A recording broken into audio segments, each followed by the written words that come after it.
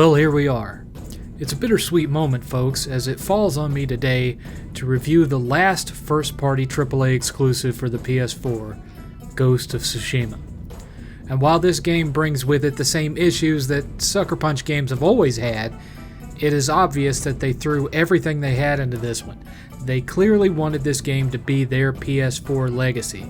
It's not perfect, but it's one of the best first-party exclusives on the system, and in my opinion, was the perfect game to stand as a long-last goodbye to the PS4. Ghost of Tsushima follows the story of Jin Sakai, lord of the Sakai samurai clan, as he fights to save the Japanese island of Tsushima from the Mongol invasion. Now, first off, I want to stress here that it doesn't concern me that the game is not historically accurate. Gaming history is replete with games whose plots are placed in the middle of actual events, but are nonetheless purely fictional, and this one's no different. The Saboteur, Red Dead Redemption 1 and 2, Call of Duty World War II, the list goes on for miles. No one seemed to care with those games, so I'm unsure why this one is being singled out all of a sudden. Jin serves under his uncle, Lord Shimura. During the initial invasion, Jin is nearly killed and his uncle is imprisoned by the Khan. Jin is rescued from death by a commoner named Yuna, and while Jin was always raised to honor the Bushido Code of the Samurai, which includes no assassinations, no slit throats in the moonlight, just face-to-face honorable combat via sword, kanto knife, and bow, Yuna fights to survive in any way she can, which, short of nunchucks and throwing stars, includes all the fun stuff that 80s ninja movies made so popular. This soon brings Jin to believe that his people's strict abidance to the code and unwillingness to win at the cost of losing honor is the primary cause of their initial defeat. Yuna becomes a mentor of sorts as he slowly transforms from samurai into the ghost, laying waste to the Mongol horde by any means necessary. The folks who have issues with the game's lack of historical accuracy have problems with this as well. Samurai would never break their code. They'd never resort to the tactics Jin does. They would never use those kind of weapons, blah blah blah. You can practically hear them pushing their glasses up in a full-on actually moment. But the thing is, the game doesn't really celebrate or applaud Jin's transformation, aside from him becoming a folk hero to the people and his tactics actually succeeding where his uncles failed. That's the core of the whole plot, that the horrors inflicted by the Mongols push Jin to the point where he feels he has no choice but to forsake the traditions his whole life was built around if it means saving his homeland and those he loves, as he sees there's no point to such rules of engagement if both parties aren't going to abide by them. And yet, he is racked with guilt throughout the story. Every time he breaks with tradition, the game flashes back to his teen years to show when he was specifically taught not to do the thing he just did. It's not the same as The Last of Us 2, where they want the player to feel guilty for slaughtering people. No, this is all about Jin, believing what he is doing is right and justified, but at the same time, living through the anguish of choosing a path he swore on oath to never take. It's powerful stuff. It should also be pointed out that this game draws a lot of inspiration from Kurosawa's samurai films, which were more based on a romanticized version of the Bushido Code that took place after the samurai were abolished as a class during the Meiji Revolution than hardlining for accuracy themselves. So yeah, some folks out there in internet land, they just need to relax. I don't care how many trips their man-bunned white asses have made to Japan. Fiction is fiction, and the plot is fantastic, and well acted, I might add. The graphics are mind-blowing. It really is astounding what they were able to squeeze out of such old hardware. While the facial animation and character models aren't quite as detailed as what was in The Last of Us 2, from a pure design point, this is overall one of the best-looking games on PS4, especially for an open-world title. Except for the last act, which takes place in the snow, the game is rich with color and movement. Green grass, flowers of every color, tree branches swaying in the wind, well off into the horizon. The draw distance is pretty impressive, and the game is super violent. Folks who were triggered by the violence in The Last of Us 2 should avoid this game like the plague. as it is bloody and as violent as can be. People are set on fire, blown to bits, dismembered, beheaded, disemboweled, you name it. If seeing Ellie cut a firefly's throat was too much for you, just wait till you see the Khan cut a dude's head off and hold it up so you can look it in the eyes. Yeah, this game's on-screen gore makes The Last of Us 2 look like a Wiggles marathon on the Disney Channel. That being said, the game is not perfect. When not playing in performance mode, it can sometimes very briefly dip beneath 30 frames per second. Additionally, some of the game's graphical bugs, the same ones that have plagued Sucker Punch since all the way back to the Sly Cooper games, make a reappearance here. Feet can sometimes disappear into the ground when walking uphill. Trying to jump over a rock the game doesn't want you to jump over can often result in Jin awkwardly floating in midair until the engine decides what to do with him. In one instance, I chopped a guy as he was trying to jump away, and he got stuck in midair, repeatedly falling over and over. I had to sticky bomb him to end the glitch, as the mission required all enemies to be killed, but even after he died, his body continued to bounce in and out of the ground. And then there's that wonderful Sucker Punch camera, but I'll get to that in a minute. The music is top-notch stuff. It perfectly suits the tone of the game in every note. Sweeping when it needs to be, muted when it has to be, and more wary and tense in most instances than uplifting and triumphant, which is what the story demands. And it does it without coming across as pandering or tropish. In other words, it sounds like a samurai story should, but without coming across as cliched or stereotypical. The sound effects are equally excellent and best experienced in surround sound, although I could have done without the whooshing noises coming from the little speaker in the controller. Considering that it sounds off every time you make the wind blow to see where you're going. Yeah, that's right, there's no on-screen radar. You swipe up on the touchpad and the wind points you to your objective. That's battery power I would have preferred not to spend on such things. And yes, I know you can disable that speaker in the PS4 settings, so don't actually me. The main story takes about 20 hours depending on the difficulty you play on, but there is a lot of game here. During the first act, I was all over the place, doing side missions, hunting for legendary gear, hot springs to add to my life bar, fox shrines that granted me additional charm slots, and so on. Then I realized I was never going to get my review done on time if I kept playing that way, so for Acts 2 and 3, I just brute forced my way through the story missions for the most part, only stopping for a shrine or hot spring or fox shrine if I just happened to run by it, only doing a side mission if it granted something I thought I'd need for the last fight. This made the last 2 acts quite a bit more challenging, but there's easily 60 to 100 total hours of gameplay to get lost in, and it was either deal with being underpowered or get my review out even later than it already was, so it is what it is. Point being, there's a lot of bang for your $60 here, and the variety of missions and things to do will keep you playing well after the credits roll, that is, if you didn't already do it all before going on the last mission. Finally, let's talk about gameplay. First off, it's extremely satisfying, but it may take you a couple of hours to get there. Much like 2018's God of War, you're somewhat limited in what you can do when the game first starts out, making the early encounters feel kinda samey. But about an hour or so in, things start to open up, you get more of a feel of what you can do and how you can do it, and before you realize it, you're hooked.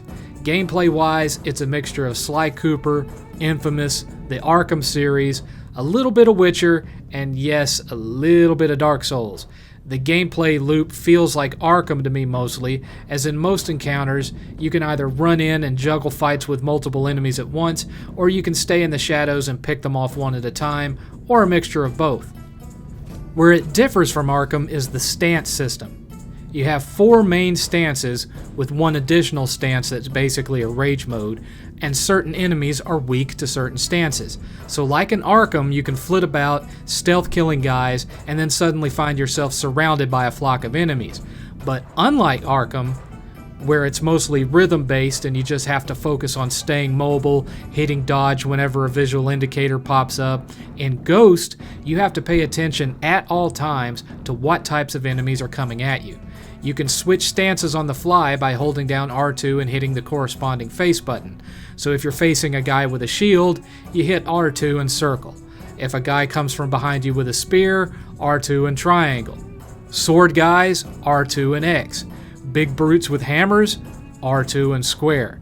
And each stance has its own additional moves to unlock. Now imagine being surrounded by guys who are all weak to different classes, and they're all trying to kill you simultaneously, and there's also guys off in the distance shooting you with poison arrows or throwing bombs. This is where crowd control and enemy management become far more important than they were in Arkham, as there are several different types of attacks with different ways to prevent taking damage. You have regular strikes, which can be parried. You have unstoppable attacks, which can be dodged via roll or a well-timed sidestep. And there are faster, harder to parry thrusts that require very precise timing to parry, counterattack, or get out of the way. This is where the game starts to feel a little bit Dark Soulish. Anyone experienced in those games should have little to no trouble with the combat here. Next is another system that actually kind of reminds me of the one-on-one gun battles in Red Dead. The system is called the standoff system, where you challenge a group's best fighter. This results in a one-on-one duel where you hold down the triangle button and wait for your opponent to strike. As the game progresses, enemies will try to fake you out. If you fall for it, they'll win the duel and take most of your health. But if you don't, and you let go of the triangle button at just the right moment, they're insta-dead. You can later upgrade this ability so you can continue the one-shotting up to 2 additional enemies. You can also toss bombs, throw knives, throw sticky bombs that cling to opponents, throw smoke bombs to blind them so you can stealth kill them in the confusion, kick enemies off a cliff, take them out with arrows, exploding arrows, flaming arrows, poison darts. You have a lot of offense to play with here thanks to Jin's journey to the ninja side that with practice you can switch to on the fly to thin out a crowd while also dodging, parrying, and cutting guys' heads off with your sword. Boss fights are all one-on-one duels to the death except for one fight. In boss fights, all you can use is your sword and any sword attacks or mystical attacks that you've unlocked. No bombs, no arrows or poison darts, just your sword. And again, that's except for the last fight. So if you think you're going to beat this game without learning how to parry, counterattack, and dodge properly, think again. If you try to play like it's God of War, you're not going to get very far. There is no traditional level system. You grow your life bar both through equipment and through bathing in hot springs. You can upgrade your weapons, armor, and gear, and you can unlock new abilities via skill points that you earn by growing your legend, which is accomplished by defeating enemies and finishing quests. You also have a resolve system, which can also be upgraded via equipment and other means. Resolve can be used to regain life, and can also be used for 4 additional mythic attacks that cause greater damage and can also terrify your enemies when executed in front of them. And again, you have the Ghost stance, which is your rage mode basically. Killing a certain number of enemies in a row without taking damage fills a meter. When that meter is full, hitting L3 and R3 triggers Ghost stance, which turns the screen red and allows you to one-hit kill anyone you come across until it wears off. This can also terrify enemies who witness it, causing them to flee from you in droves. The game is mostly balanced until you get to Act 3, then it experiences a rather sudden and unexpected difficulty spike. Ghost is one of those games that, because of the open world nature of it, it's full of exploration and side quests that can help you unlock the majority of skills and equipment well before the final act. So I feel like trying to counterbalance that, the last act of the game buffs up the enemy toughness, causing you to have to perform way more strikes to take it down one guy than before. Exploding arrows that killed multiple guys in one hit 4 hours earlier merely takes down a chunk of their health now, and the final fight of the game is a seemingly endless barrage of multiple enemies at once that includes the fight with the Khan, so you're having to manage both fighting him and fighting a large number of his enemies simultaneously.